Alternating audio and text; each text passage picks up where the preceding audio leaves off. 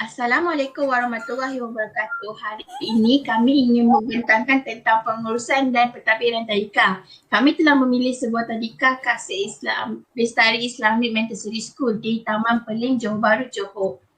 Dan ahli kumpulan kami terdiri daripada 5 orang iaitu Saya Nafahia binti Syahari, bernomatik di 1930305. Hai, saya Nurul Dayang Farhana binti Abdul Ghaffar, memegang kad matrik di 1910774. Hai, saya Nur Izzati binti Azizan. Saya memegang matrik di 1910275. Assalamualaikum, saya Nur Ilyani Amira binti Mak Fazal, bernombor matrik di 1910642. dan yang terakhir nama saya Nur Farwarina binti Buanuddin, nombor matrik saya di 1910207.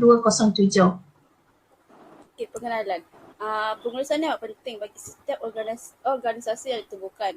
Dalam mata pelajaran pengurusan dan pentadbiran Pusat Pendidikan Awal Kanak-Kanak SEC 2433 kali ini, wakil kami iaitu Ilyani Amira telah menemu ramah seorang pengurus yang lebih dikenali sebagai Teacher Nur yang terletak di Taman Peling, Johor Bahru, iaitu Tadika Kasih Bestari Islamic Montessori School. Tadika ini beroperasi 9 pagi hingga 5 petang pada hari bekerja negeri Johor, iaitu hari Ahad hingga Khamis. Tadika Kasih Bestari Islamic Montessori School ni mengambil kanak-kanak yang berusia 4 tahun hingga 6 tahun. Pelaksanaan pembelajaran tadika ini telah menggunakan kurikulum Montessori yang diasaskan oleh Maria Montessori pada tahun 1906 di Itali. Kurikulum Montessori ini menyokong pendapat verbal dalam membenarkan kanak-kanak belajar melalui aktiviti main. Puan Nur mengutamakan latihan daya penglihatan, pendengaran, sentuhan bertujuan kanak-kanak dapat pengalaman dan latihan secara semula. Jadi objektif laporan. Pada akhir wawancara dibuat, kami dapat mempelajari pertama, sistem pengurusan dan pentadbiran yang dilakukan oleh pengurus tadika yang menggunakan kurikulum Montessori. Yang kedua, halangan yang mesti dihadapi bagi seorang pengurus tadika dalam aspek pembelajaran pekerja, kanak-kanak, ibu bapa dan persekitaran. Ketiga, langkah-langkah yang dilakukan oleh pihak pengurus dalam menangani masalah pekerja tadika. Keempat, sistem pembelajaran yang dijalankan para pendidik tadika ketika berlaku pandemik.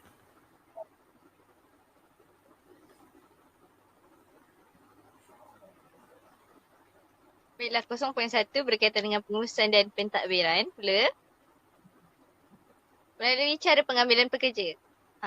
Sedia maklum, Tadika Kasih Bestari Islamic Montessori School ini mengambil para pekerja dengan mempamerkan iklan-iklan lah sebagai promosi di Facebook ataupun secara terus atas panggilan. Kebanyakan para pekerja akan terus membuat panggilan kepada pengurus tadika tersebut dan membuat temu janji untuk ditemu ramah pada hari yang telah ditetapkan. Terdapat beberapa kriteria yang perlu dipenuhi seseorang untuk bekerja di tadika tersebut. Antaranya ialah, yang pertama ialah Islam. Yang sedia maklum, pengurus tadika Kasih Bestari Islamic Montessori School mengambil pekerja yang melaksanakan rukun Islam yang kedua, iaitu solat fardu 5 waktu dengan sempurna. Kerana menurut pengurus tadika tersebut, menjadi guru adalah salah satu tanggungjawab yang besar untuk melahirkan masyarakat yang berkualiti, dan kita sebagai guru merupakan role model kepada kanak-kanak. Melalui solat 5 waktu ni, bagi para guru akan memudahkan kanak-kanak untuk mengikuti cara guru tersebut untuk taat kepada solat 5 waktu. Tanggungjawab setiap individu kepada sang penciptanya yang wajib dituntut bagi seorang Muslim. Yang kedua pula ialah minat. Guru yang meminati pekerjaannya akan mempunyai kriteria yang lain seperti sabar dalam menghadapi dugaan. Bekerja sebagai seorang pendidik ni perlu kesabaran yang tinggi dan menghadapi segala perangai, sifat dan juga karenah kanak-kanak. Ada di antara pekerja yang tak mampu untuk meneruskan penjagaan kanak-kanak. Jadi kriteria ini sangat titik beratkan, iaitu minat terhadap kanak-kanak dan Beliau juga menerangkan dengan memberi contoh seperti yang kita nampak, iaitu cara layanan seorang ibu akan berbeza kepada anak kandungnya dan juga anak orang lain. Yang ketiga pula ialah minimum pembelajaran, iaitu SPM. Tadika kasih tersebut ini mengambil pekerja mempunyai pendidikan minimum sekurang-kurangnya SPM, iaitu Sijil Pembelajaran Malaysia. Kerana menurut beliau, pelajar lepasan SPM mempunyai fikiran yang lebih matang melalui pengalaman yang mereka dan cara mereka bekerja juga adalah berbeza.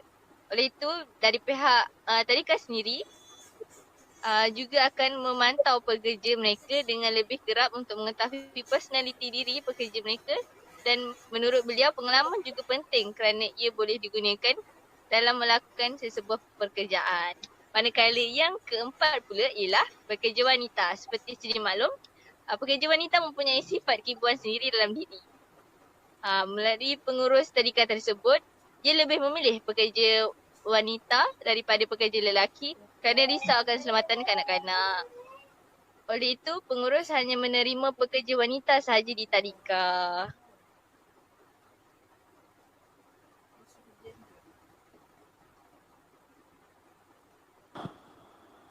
Okey, 0.2 iaitu cabaran ataupun halangan dalam pengurusan dan pentadbiran.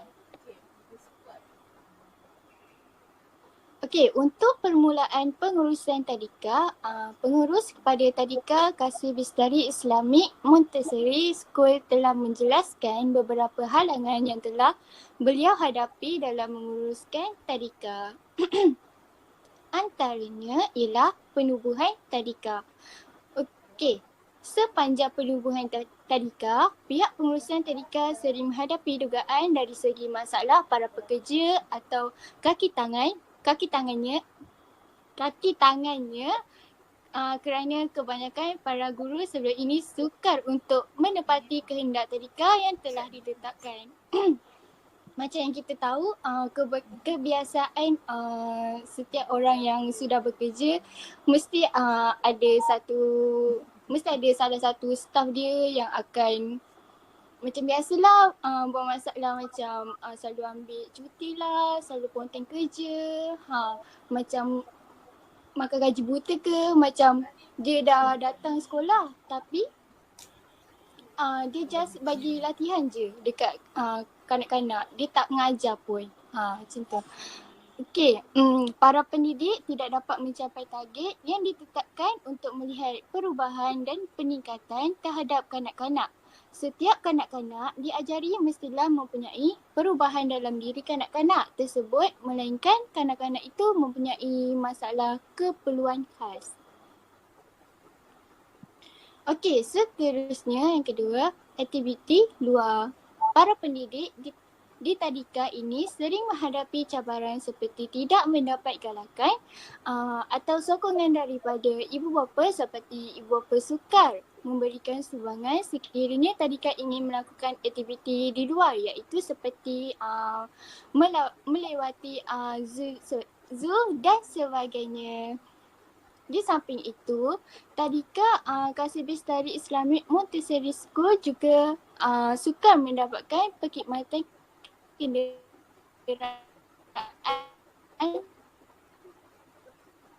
bajet kos untuk perkhidmatan kenderaan dan aktiviti di luar. Kemungkinan ia memerlukan keluaran kos yang sangat banyak. Pihak pengurusan tidak hanya mengeluarkan kos sendiri dan menggunakan kenderaan milik sendiri yang membawa kanak-kanak melakukan aktiviti luar kerana murid-murid tadika ini hanya mempunyai bilangan yang sedikit. Okey, seterusnya ialah masalah pekerja. Selain itu, cabaran ketika menguruskan kanak-kanak iaitu sifat guru. Kebanyakan para pendidik kurang bersabar ketika melayani kerenah kanak-kanak. Contohnya seperti ketika kanak-kanak tu keadaan tidak sihat, guru akan mengeluh dan dengan tingkah laku kanak-kanak yang dengan muntah di mata tempat kerana guru tu Lepas kanak-kanak dah muntah di merata tempat, guru tu terpaksalah membersihkan kotoran tersebut. Ia adalah contoh dikatakan oleh pihak pengurus. Seterusnya ialah pengurusan tadika ketika PKP. Okey, apabila tahap pembelajaran kanak-kanak tidak dapat dicapai, kanak-kanak akan jadi kurang berminat lah dan fokus terhadap pembelajaran. Oleh itu, para pendidik di tadika ini tidak akan menghadapi cabaran sukar mencapai matlamat yang telah ditetapkan oleh pihak pengurusan tadika. Oleh itu, setiap kanak-kanak mempunyai satu peringkat di mana apabila kanak-kanak mahir dalam asas bacaan, ia memudahkan mata pelajaran yang lain mudah dikecapi. Okey, seterusnya 0.3. Cara mengatasi halangan pengurusan dan pentadbiran. Slide seterusnya. Okey, pelbagai langkah yang dilakukan oleh pihak tadika ni untuk mengatasi beberapa masalah yang sering mereka hadapi. Termasuklah yang pertama, kelengkapan peralatan pengajaran. Okey, para pendidik tadika ni dia tak ada masalah langsung terhadap sebarang kelengkapan peralatan pengajaran ni, kerana pihak pengurusan ni telah catat keperluan yang lengkap untuk keselesaan murid-murid di dalam dokumen. Okey, pengurus juga dia menggunakan bahan kita semua macam kita pun nak buat ABM iaitu alat bantu mengajar menggunakan alatan bahan kita semula tanpa mengeluarkan kos yang tinggi. Okey, cara mereka ialah mereka ni pendidik di sekolah di tadika ini, dia akan bertanya kepada ibu bapa sekiranya ibu bapa memiliki kota atau barangan yang terpakai untuk kita semula supaya disumbangkan kepada pihak tadika untuk digunakan sebagai alat bantu mengajar. Slide seterusnya. Okey, mengatasi masalah pengurusan tadika dalam ibu bapa dan pekerja. Okey, ada setengah ibu bapa ni dia memahami pekerjaan sebagai pendidik dan ada sesetengah ibu bapa ni juga dia kurang memahami keadaan yang dihadapi oleh guru-guru sebagai pendidik ni. Yang tak memahami ni pula dia sering menyalahkan atau menyoalkan kenapa anak dia tak boleh menguasai ini, kenapa. Okey, seterusnya sekiranya kaki tangan pekerja ni mempunyai masalah, jadi pihak pengurus ataupun pemilik tadika ni akan memanggil pekerja yang bermasalah itu untuk membincangkan etika pekerjaan yang sepatutnya yang dipatuhi bukan yang dilanggari. Okey, sebab pengurus tadika ni pernah menerima pekerja yang memiliki tingkah laku seperti panas baran, tidak berminat terhadap pekerjaan dia lah. Dia macam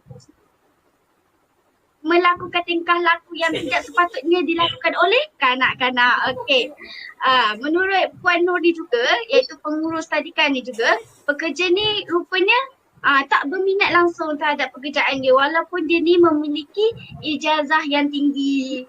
Okey. Seterusnya, iaitu atasi masalah. Okey. Dah 15 minit je. Baru je. Record. Okey, seterusnya dalam papasan pekerja. Okey, apabila sekiranya kaki tangan pekerja ni berhenti, okey, pihak pengurus dia akan berilah sedikit papasan atas sebab musabah yang diberitahu oleh pekerjanya. Okey, sekiranya pekerja ni meletakkan jawatan atas sebab menjaga ibu bapa yang sakit ataupun keluarga yang sakit, okey, pengurus dia akan memberikan sedikit bonus kepada pekerja tersebut atas sumbangan lah, bawah sumbangan dia kepada ahli keluarganya. Okey, bagi pekerja yang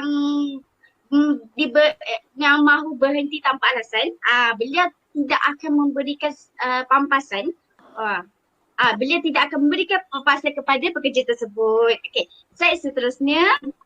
Okey, pihak pengurusan tadika ni dia mengambil beberapa langkah bagi menangani masalah pekerja tersebut dengan cara berbincang secara bersemuka, orang kata face to face, dengan cara tertutup supaya orang lain tak akan dengar dan tak akan tahu apa yang mereka bincangkan. Okay. Seterusnya ialah pengurus tadikan ni okay. Pengurus tadikan ni dia pernahlah mengalami masalah dengan dia ada pekerja yang bertingkah laku kurang sopan terhadap kanak-kanak, dengan mengeluarkan kata kesat, dengan tinggi suara, dia walaupun memiliki ijazah sarjana muda tinggi kan tu, tapi dia tak minat pekerjaan, jadi dia nak buat macam mana? Jadi dia terpaksalah memberhentikan pekerja tersebut. Dia cuma tinggikan suara je lah, dia tak macam angkat tangan ke. Tapi tinggi suara pun ada efek kepada kanak-kanak tersebut kan. Okay, seterusnya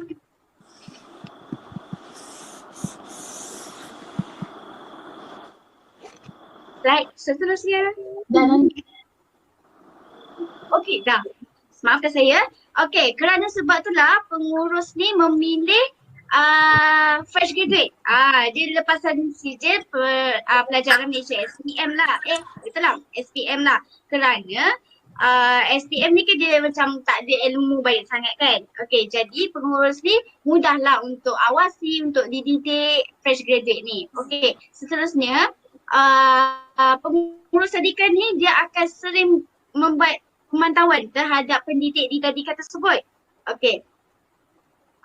Kerana bila pengurus ni buat pemantauan, dia tunjuklah sebagai pengurus ni kan betapa tanggungjawabnya sebagai pengurus supaya pendidik di tempat dia tersebut dapat selesa dengan pengurus tu, dapat eratkan lagi, dapat berkongsi kalau ada masalah. Okey, slide seterusnya. Okey, yang terakhir sekali, pihak pengurus ni dia akan berikan ganjaran, sistem ganjaran kepada pekerja yang berkhidmat dengan cemerlang.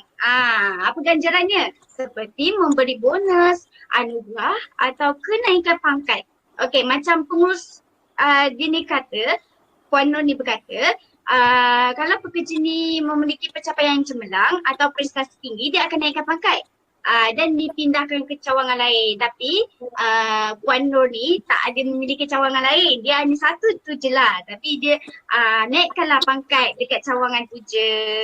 Okey, sistem ni pula dia akan memberikan semangat kepada pekerja yang lain. Okey, seterusnya. Dan 0.4 pula iaitu pengurusan tadika ketika Perintah Kawalan Pergerakan iaitu PKP. Seperti diketahui, dunia telah digemparkan dengan satu wabak penyakit yang boleh membawa kematian. Dan oleh itu Kementerian Pendidikan telah mengambil inisiatif dengan mengadakan pembelajaran di rumah secara maya. Tidak terlepas juga bagi pihak tadika ataupun pengurus tadika dan bekerjasama dengan kanak. Bagi pihak pengurusan tadika tentang isu pembelajaran ini, cara menangani oleh pihak tadika ialah pihak pengurusan tadika Kasih Bestari Islamic Montessori School telah menggunakan dua cara, iaitu pihak tadika menjalankan pembelajaran secara atas talian dan ataupun dikatakan dengan online. Dan pihak tadika juga membekalkan modul kerja kepada kanak-kanak dihantar kepada ibu bapa melalui kumpulan sembah ataupun grup di dalam WhatsApp. Dan seterusnya, para pendidik juga akan menyemak dan analisis lembaran aktiviti yang telah diberikan dalam iaitu modul yang telah diberikan kepada ibu bapa supaya siap, dan pendidik boleh menyemak untuk tahu capai tahap kuasai kemahiran kanak-kanak tersebut supaya pendidik tahu sekiranya kanak-kanak tu tidak dapat mencapai, pendidik akan datang ke rumah pelajar ataupun kanak-kanak tersebut untuk mengadakan kelas tambahan selama 2 atau 3 jam. Pengurusan ketika bagi menangani masalah pengurusan ketika PKP bagi isu kewangan, wabak COVID-19 telah menanamkan kebanyakan pelan kewangan yang dianggarkan untuk 2020. Untuk dalam isu kewangan yang dijelaskan oleh pengurus, pihak tadika telah mempelajari pengalaman melalui kerugian yang dialami ketika PKP 2020 dan pihak pengurus dalam merangka pelan kewangan mengikut keadaan dan perintah dari kerajaan akibat wabak virus ini. Beliau juga mengatakan ia akan menggunakan yuran tersimpan sebelum-sebelum ini untuk perkara kecemasan seperti keadaan ini. Untuk isu pendaftaran tadika pula, pihak pengurusan tadika Bestari Islami Majlis Seri telah menjaga kemasukan kanak-kanak semasa PKP. Kebanyakannya ibu bapa berminat dan memilih tadika ini untuk anaknya. Tetapi ibu bapa juga menanggung jawapan kerana sentiasa menunggu keputusan daripada pihak pengurusan tadika ataupun terutamanya daripada pihak Kementerian Pendidikan kerana isu pandemik ini. Sekiranya ibu bapa yang bekerja terpaksa menghantar anak ke tadika, beliau terpaksa menerima tetapi dengan bersyarat iaitu tidak melebihi 5 orang kanak-kanak dalam satu tadika.